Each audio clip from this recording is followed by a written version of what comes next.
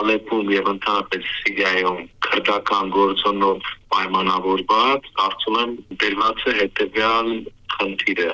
կամ քրդերը պետք է ընդունեն այն պայմանները, որ առաջարկում է երկրի իշխանությունների կողմից, իսկ դա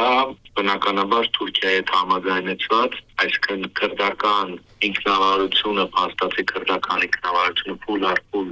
լուծարելու, զինված ջոկատները, ժողովրդական ինքնապաշտպանական ջոկատները զինաթափելու, բանակի մեջ ներգրավելու պլանն է։ Կամ քրդական կողմը ընդունել է այդ պահանջը, կամ ուրեմն անընդհատ մենք ականատես ենք լինելու նման ռազմական անկայունությունների, որը հետ ավելի ուշ հնարություն է ընձեռելու Սիրիայի իշխանությունների համար ուժային եղանակով գնալու այդ խնդրի լուծման եւ բնականաբար այդ հետողությամբ, ինչպես արդեն նշեցի, Սիրիայի իշխանությունները հնարավոր է նաեւ ունենան Թուրքիայի գործուն աջակցությունը։ Բայց Սիրիայի դեմոկրատական ուժերը կգնան նման համաձայնության։ Բարդ է ասել, որովհետև իրենց հնարավորությունները վերջին շրջանում զգալիորեն նվազել են։ Այսինքն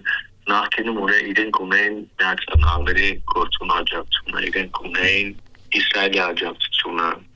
Հիմա Իսրայելի աջակցությունը որոշակիորեն պահպանվում է, բայց ասես թե Միացյալ Նահանգներն ավելի հակված են աշխատելու Սիրիայի ժամանակավոր առաջնորդի Ահմադ Շարայի հետ։ Այսպես ասեմ, եւ մյուս կողմից այլ տեղեկատվություն տարածվեց առայն, որ եռակող մեխանիզմ է ձևավորում Սիրիայի Միացյալ Նահանգների եւ Իսրայելի միջեւ, ուրեմն հնարավոր սահմանային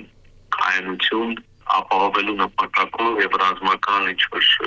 բախումները եւ այլն բացառելու առումով։ Հիմա այս նշանակում է, որ այնուամենայնիվ Իսրայելի գործողություններն ու աջակցությունն Սիրիայի դեմոկրատական ուժերի գուցե աստիճանաբար սահմանափակվի եւ այստեղ կրկնեմ առանցքայինը Թուրքիայի մոտեցումն է, որովհետեւ Թուրքիան ամենքիդ խնդիր է դրել ուրեմն ընդհանուր առում քրդական այս ինքնակազմակերպված միավորը շարքից հանելու։